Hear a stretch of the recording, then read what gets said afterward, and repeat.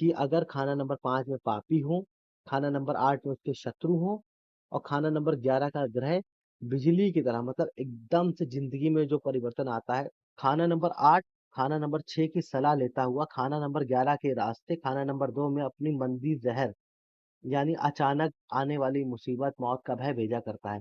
आज हम आपको लाल किताब का सबसे महत्वपूर्ण नियम बताएँगे। देखिए लाल किताब में क्या होता है, लाल किताब में कोई भी ग्रह अकेले काम नहीं करता। लाल किताब में ग्रहों के बीच में एक संबंध होता है, जो खानों का खानों से होता है। लाल किताब में अगर आप ये देख लें कि खाना नंबर 7 में मंगल अच्छा है या 9 में गुरु अच्छा है, तो इससे कोई भी निष्कर्ष नहीं निकलता। अगर आप एक ग्रह को पकड़ के उसका रिजल्ट निकालना चाहेंगे, तो आप लाल किताब कभी नहीं समझ सकते। ये वो नियम है जिस नियम से लाल किताब चलती है और यही वो नियम है जिस नियम से आप किसी भी कुंडली को देख सकते हैं और उसको ग्रह की हैसियत को निकाल सकते हैं। अगर ये नियम आप नहीं पकड़ पाए, तो आप इस कभी भी जीवन में लाल किताब में किसी भी ग्रह की हैसियत को निकालने में ठीक-ठीक कामयाब नहीं हो पाएँगे। तो इस चार्ट में देखिए क्या बताया गया। इस चार्ट में बताया गया है खाना नंबर 1, 7, 11 और 8 ये 4 खाने लाल किताब में एक साथ असर करते हैं। ये किसकी हैसियत बताते हैं? ये बताते हैं राजा की हैसियत। अब ये कौन-सा राजा होगा? ये 2 तरह के राजा कहे गए हैं, कुंडली का राजा और वक़्त का हाकिम। कुंडली का राजा मतलब जो जन्म कुंडली में खाना नंबर 1 में बैठा होगा वो राजा, वक़्त का हाकिम मतलब जो वर्षफल के खाना नंबर 1 में आ जाएगा वो राजा।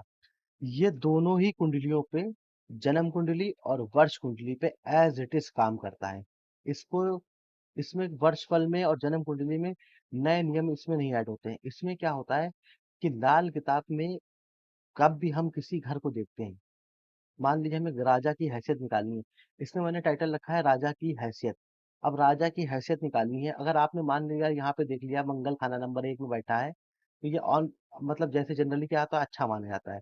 अब आपने ये देख लिया मंगल यहाँ तो अच्छा है, पर उसकी हैसियत असल हैसियत जो होगी, वो बताएगा खाना नंबर 7, खाना नंबर 8 और खाना नंबर 11।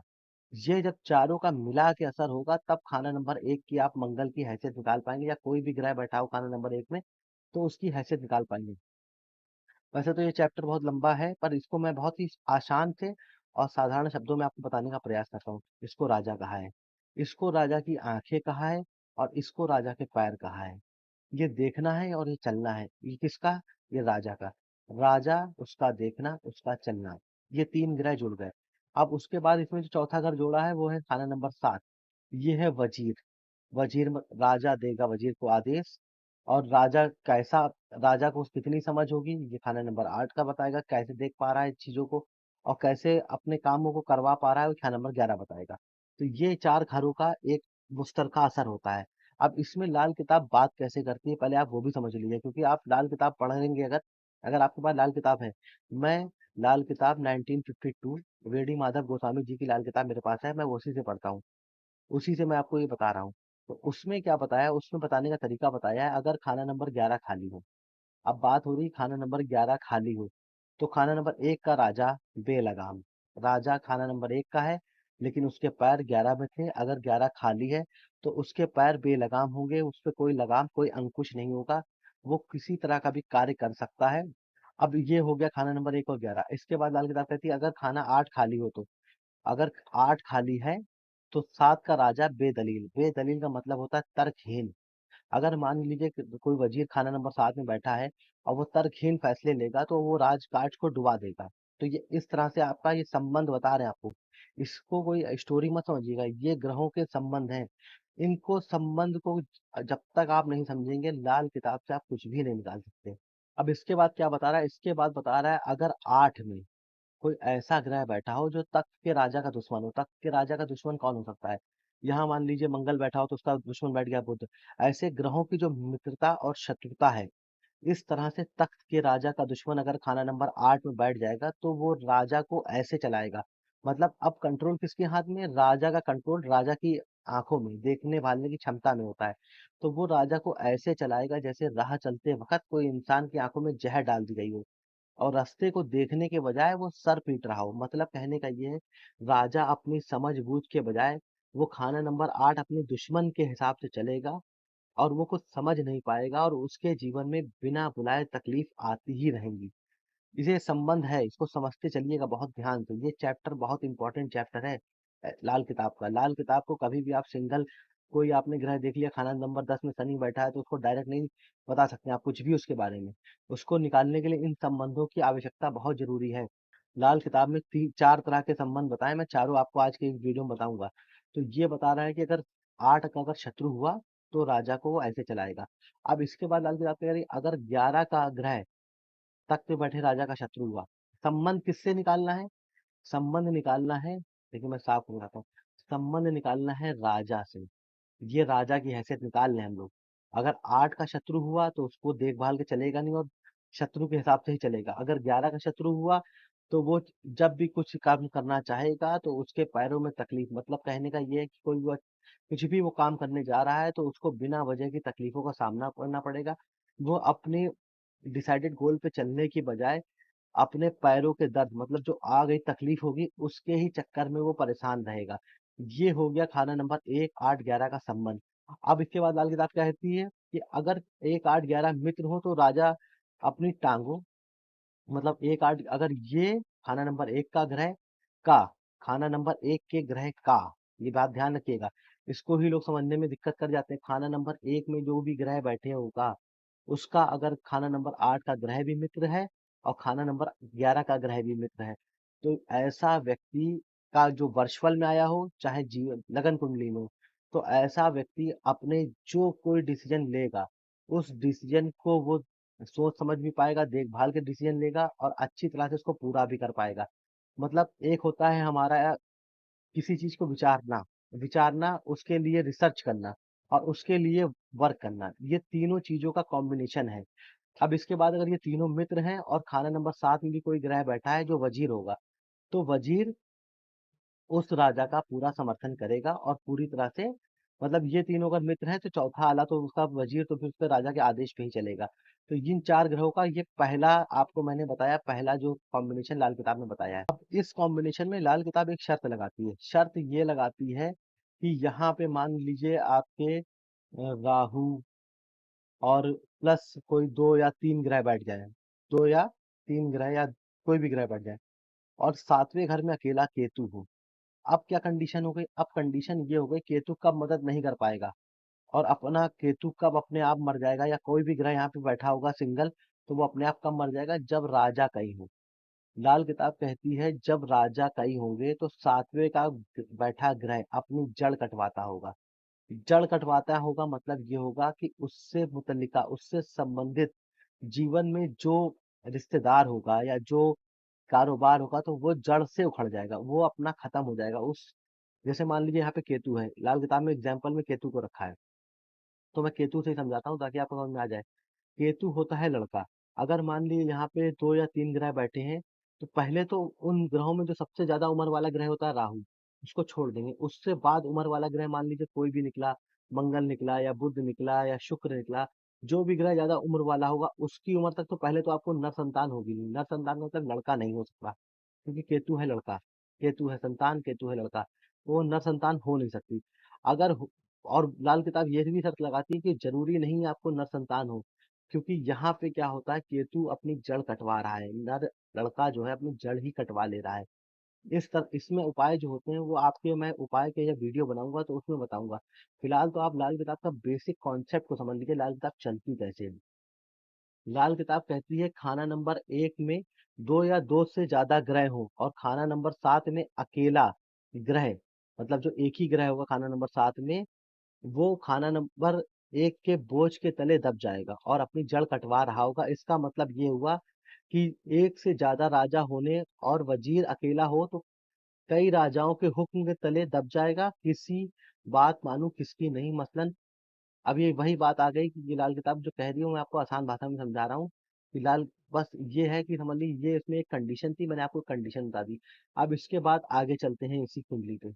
अब लाल किताब ये कहती है खाना नंबर 7 के वजीर की दलीलबाजी होती है खाना नंबर 8 के ग्रह से। अब इसका क्या मतलब हुआ? अब ये 7 और 8 का संबंध बता रहा है। अभी आपने 1 8 11 और 7 का संबंध देखा था, अब यहाँ पे बात चल रही है 7 से 8 के संबंध की। अब इन दो ग्रहों के संबंध की बात चल रही है। जब भी लाल किताब में ऐसे आ जाए कि खाना नंबर 7 के वजीर की दलीलबाजी होती है खाना नंबर 8 के ग्रह से। तो मतलब आपको क्या निकालना है, 7 की का संबंध 8 से। अब यहाँ पे लाल किताब एग्जाम्पल देती है, मसलन खाना नंबर 7 में मंगल बैठा हो। अब यहाँ पे इसको साफ करके यहाँ पे हम एग्जाम्पल को लिख देते हैं। खाना नंबर 7 में यहाँ मंगल को हमने बैठा दिया। खाना नंबर 7 में मंगल बैठा हो और धन दौलत परिवार सबके लिए उम्दा असर होता है। खाना नंबर 7 के मंगल को अगर आप पढ़ेंगे फलादेश खाना नंबर 7 में, तो उसमें यही सब लिखा हुआ है, धन परिवार परिवार दौलत सबके लिए उम्दा होता है। अब यहाँ पे लाल किताब क्या कहती है, अगर मान लीजिए बुध यहाँ पे खाना नंबर 1 में आ जाए। अब बुध हो गया राजा। अब इन दोनों के बीच का संबंध हो गया शत्रुता का।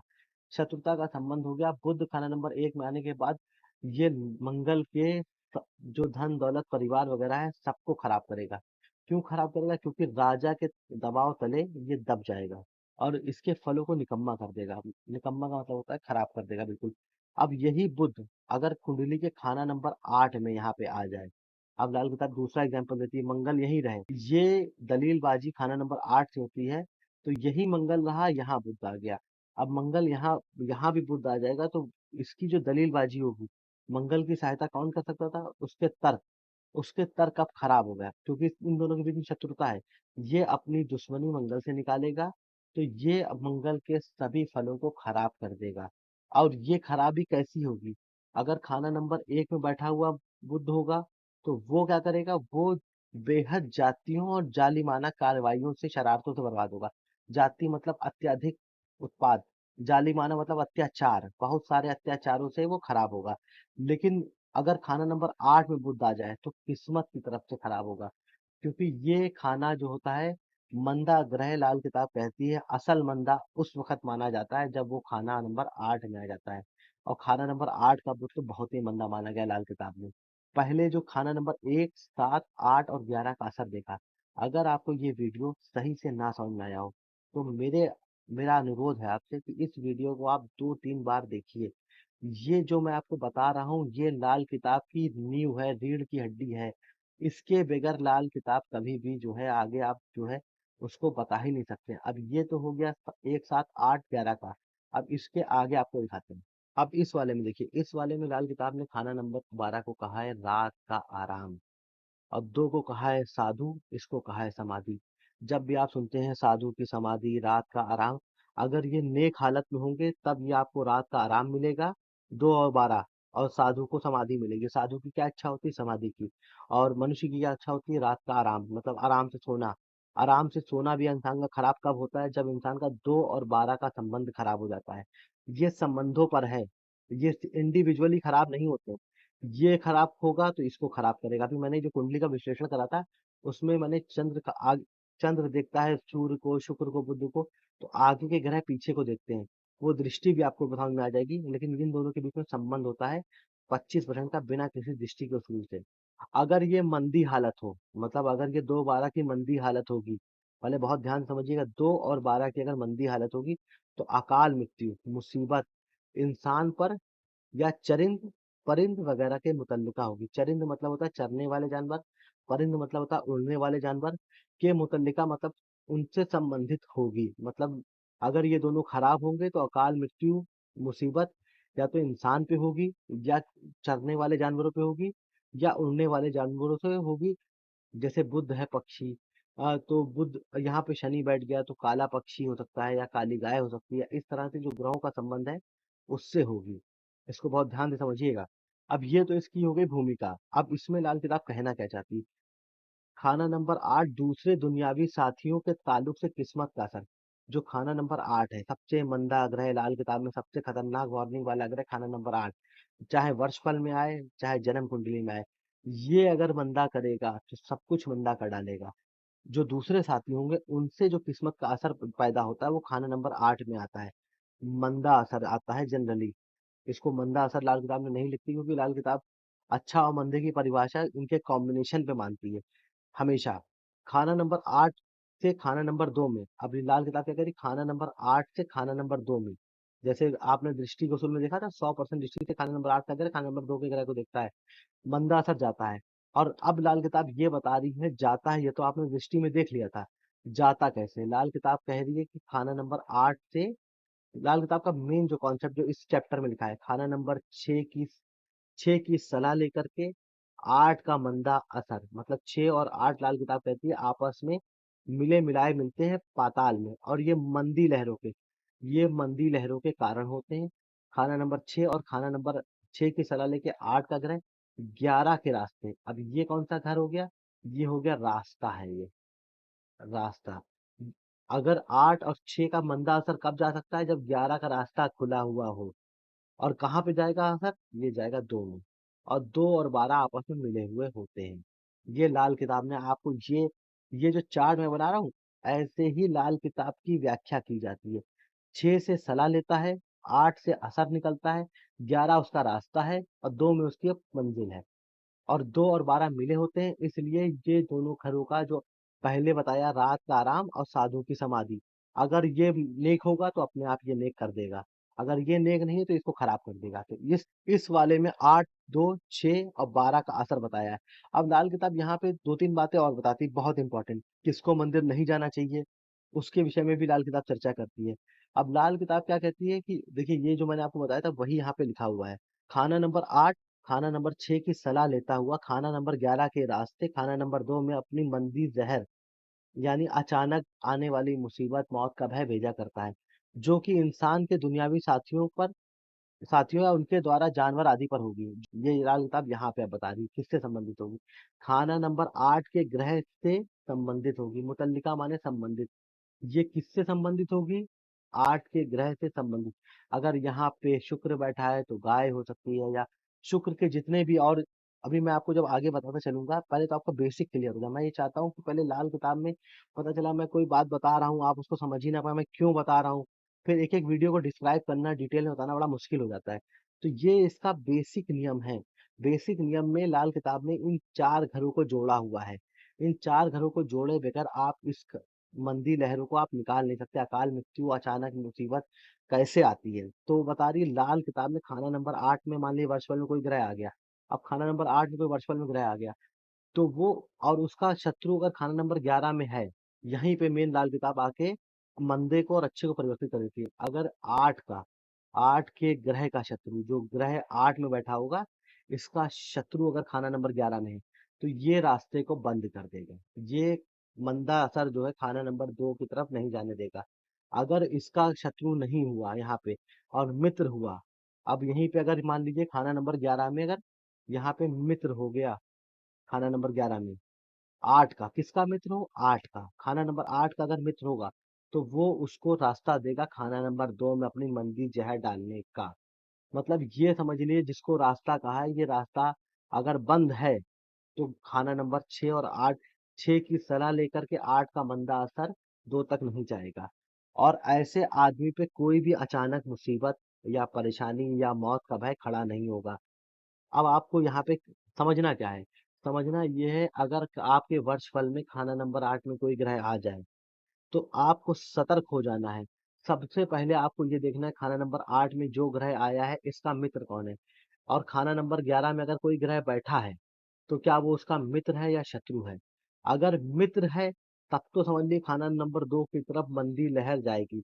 अब जाएगी। अब खाना नंबर 12 में कोई ग्रह बैठा है, अगर 8 और 12 के मिलने से, अब यहाँ पे लाल किताब आगे बताती है कि 8 और 12 में अगर ग्रह है, और मान लीजिए 2 में भी ग्रह नहीं है और 11 में भी ग्रह नहीं है, खाली आपके 8 में और आपके 12 में ग्रह है, और ये भी खाली पड़ा हुआ है और ये भी खाली पड़ा हुआ है, ये दोनों खाली पड़े हैं, तो लाल किताब कहती है कि आप मंदिर ना जाएं।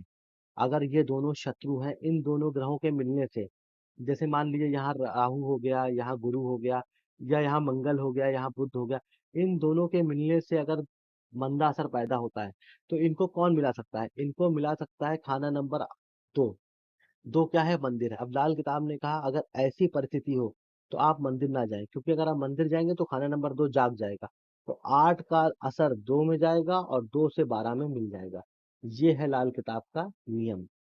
अगर और किसको मंदिर जाना चाहिए? मान लीजिए 8 और 12 में अच्छे ग्रह बैठे हों, जो आपस में मिलने पे मित्रता का भाव पैदा करते हो, जिंदगी में अच्छे फल पैदा करने वाले हों, तो आप बेशक मंदिर जाएं, और मंदिर जाने में भी आपको हाथों से भगवान को, मूर्ति को छू करके प्रणाम करना है।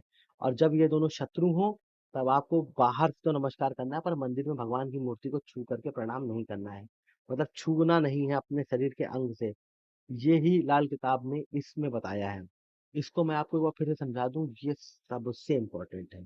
ये चैप्टर आपका समय बर्बाद नहीं करेगा। इस चैप्टर को समझे बगैर आप लाल किताब से कुछ भी नहीं निकाल सकते। ये मैं बार बार इसलिए दोहरा रहा हूँ क्योंकि लोग लाल किताब सीखना चाहते हैं तो खाली वो चाहते हैं कि जो होता है कुंडली का विश्लेषण, उसी से सब उनको समझ में आ जाएगा। उससे पूरी जिंदगी विश्लेषण आप देखते रहेंगे, आपको समझ में नहीं आएगा कि विश्लेषण हो कैसे रहा है, कैसे कुंडली की व्याख्या की जा रही है। इसमें आप फिर से समझ लीजिए, खाना नंबर 6 की सलाह लेकर के खाना नंबर 8 का ग्रह, खाना नंबर 11 के रास्ते और खाना नंबर 2 में अपनी मंदी जहर भेजा करता है। ये है आपकी सलाह, ये सलाह है, ये ग्रह है, ये- और ये रास्ता है, और ये आपकी मंजिल है। ये ऐसे चलता है, इसको आपको ध्यान रखना है। दूसरा मैंने क्या बताया, दूसरा मैंने ये बताया जब खाना नंबर 12 में और खाना नंबर 8 में अगर अच्छे ग्रह बैठे हों तो मंदिर जा करके आप हर डेली मंदिर जाएं। कम से कम 43, अधिक से 40 और अधिक से अधिक 43 दिन तक का मंदिर जा करके अपने हाथ पैर से मत भगवान को छू करके भगवान का आशीर्वाद लें। तो ये 2 और 12 के ग्रह आपस में मिल जाएंगे। अगर इनका फल अच्छा होगा तो आपको अच्छा फल मिलना चालू हो जाएगा, खाना नंबर 2 जाग जाएगा। अगर मान लीजिए ये दोनों खराब हैं, ये दोनों खराब हैं यहाँ पे, अगर ये खराब हैं तो आप मंदिर ना जाएं। आप मंदिर जाए भी तो बाहर से प्रणाम कर लें, लेकिन अपने हाथ पैर से अपने जिस्म का कोई अंग भगवान की मूर्ति को ना छुएं।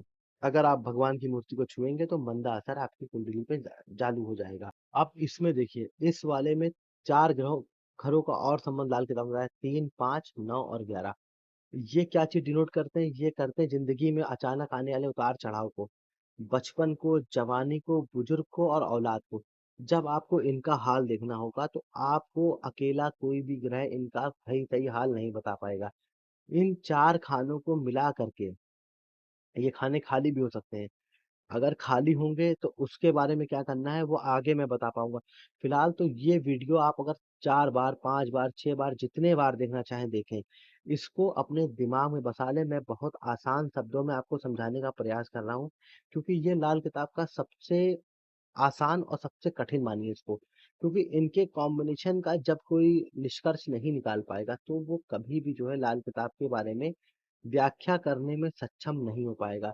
लाल किताब में मान लीजिए आपने ये देख लिया कि खाना नंबर 1 में कोई ग्रह अच्छा है, लेकिन उसका असर खराब कौन करता है? जैसे खाना नंबर 9 में गुरु बैठा है, तो जब अभी यहाँ पे आप देखेंगे तो जब किस्मत की लहर की बात चलेगी, जवानी, बुजुर्गों की बात चलेगी, तो इनका संबंध अब आपको हम बताने का प्रयास करते हैं। एक ग्रह का असर तब तक नहीं मिल सकता है जब तक उसके संबंधित ग्रह से उसको मतलब ये ना मिल रहा हो कि आप आगे बढ़ जाइए, सहायता ना मिल रही हो। अगर दुश्मन उसको रोक रहे हैं तो वो रुक जाएगा।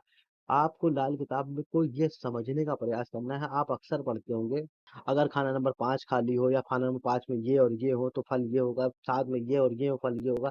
ऐसे ही कोई भी जो लाल किताब, पूरी लाल किताब इसी चीज से भरी पड़ी है।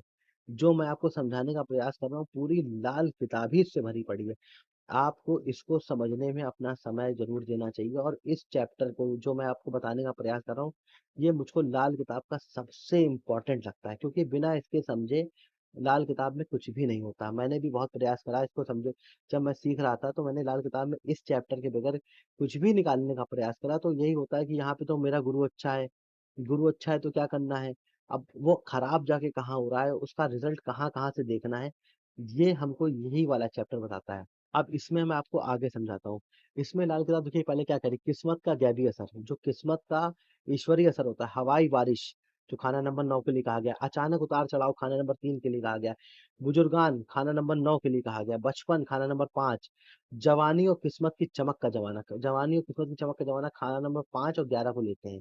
का हाल अपने जन्म से पहले का जमाना और खाना अपने आने वाली नस्लों का हाल, ये सब चीजें लाल किताब इस चैप्टर में कवर करेगी। अब लाल किताब शुरू कहाँ से करती है? शुरू करती है खाना नंबर 9 अपने बुजुर्गों का हाल बताता है। ये जो खाना नंबर 9 है, ये अपने बुजुर्गों का हाल बताता है। कब तक हाल बताता है? जब तक खाना नंबर 3 में कोई ग्रह ना हो। खाना नंबर 3 में अगर कोई ग्रह हुआ तो भाइयों के जन्मदिन से खाना नंबर 9 के ग्रह का असर टेवे वाले के लिए शुरू होगा। समझिए। खाना नंबर 9 हो गया अपने बुजुर्गों का हाल। लेकिन हमारे लिए खाना नंबर 9 का असर कब चालू होगा? जब कोई 3 में ग्रह बैठा होगा और भाइयों, तीसरा घर किसका है? भाई का है। भाई के जन्मदिन से हमारे खाने नंबर 9 का असर हमारे लिए चालू होगा। उससे पहले खाना नंबर 9 में जो ग्रह बैठा है वो हमारे बुजुर्गों का हाल बताएगा कि हमारे बुजुर्ग किस टाइप के थे। लेकिन जिस दिन अगर 3 में कोई ग्रह बैठा है तो भाई के जन्मदिन से आपने ये पढ़ा था खाना नंबर 3 से दृष्टि जाती है 9 में और 11 में। ये 3 से दृष्टि 9 और 11 में जाती है और 5 से दृष्टि 9 में जाती है। इसमें लाल किताब सब कुछ जुड़ता चला जाता है। अभी जो मैं बता रहा हूँ बुजुर्गों का हाल और भाई के जन्मदिन से, क्योंकि यहाँ पे दृष्टि 9 में जाती है। हमारी जिंदगी में परिवर्तन होगा। पहले 3 आता है तो पहले भाई आए। फिर उसके बाद कहती है खाना नंबर 5 में अगर कोई ग्रह बैठा है तो खाना नंबर और औलाद के जन्मदिन से उसमें परिवर्तन आएगा। क्यों आएगा? क्योंकि 3 भी देखता है 9 को, 5 भी देखता है 9 को। 9 का ग्रह हमारे पर कब चालू होगा? जब 3 में अगर ग्रह बैठा हो तो भाइयों के जन्मदिन से, 5 में ग्रह बैठा हो तो औलाद से उसमें परिवर्तन आएगा। अगर 3 में ग्रह नहीं बैठा है और 5 में नहीं बैठा है तो इसके विषय में एक बहुत लंबा वीडियो बनाना पड़ेगा, वो मैं आपको आगे समझाऊंगा। फिलहाल आप वर्षफल में इसको समझ लीजिए। अगर मान लिया आपके वर्षफल में ही कोई ग्रह आ गया तो आपको कैसे समझना है? तो आपने ये देखा 9 की हालत। पहले 9 हमारा बुजुर्गों के बारे में बता रहा था और हमारी किस्मत के बारे में बताता है। अब किस्मत का असर कब मिलेगा? अगर कोई ग्रह अच्छा या बुरा जो भी यहाँ पे 9 में बैठ के ग्रह पड़ेगा, तो उसका असर कब मिलेगा? अगर 3 में ग्रह बैठा है तो भाई के जन्मदिन से चालू हो जाएगा मिलना और बच्चे से उसमें तब्दीली आएगी। बच्चे से तब्दीली इसलिए आएगी क्योंकि बच्चे खाना नंबर 5 का ग्रह उस जिस दिन माँ के पेट में बच्चा आता है उस दिन से खाना नंबर 5 का ग्रह एक्टिव होता है। सूर्य एक्टिव होता है तो सूर्य उसमें तब्दीली पैदा कर देगा। ये हो गया 3, 5 और 9 के बीच का संबंध। अब हम इसके बाद आगे चलते हैं। अब लाल किताब यहाँ पे मेन बात करती है, सबसे इम्पोर्टेंट बात फिर लाल किताब खाना नंबर 8 को जोड़ के करती है। जब भी खाना नंबर 8 की बात आए तो आपको सतर्क हो जाना है, क्योंकि लाल किताब का एक नियम है, मंदा ग्रह असल मंदा उस वक्त होता है जब वो खाना नंबर 8 में आता है। आपकी कुंडली में कोई भी ग्रह मंदा हो सकता है, वो मंदा असल मंदा कब होगा? जब वो खाना नंबर 8 में आ जाएगा वर्षफल में, तो वो अपना असर देगा ही देगा। अब लाल किताब यहाँ पे बात क्या करती है?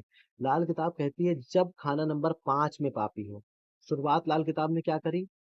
खाना नंबर 5 की बात करी। अगर यहाँ पे पापी कौन होते हैं?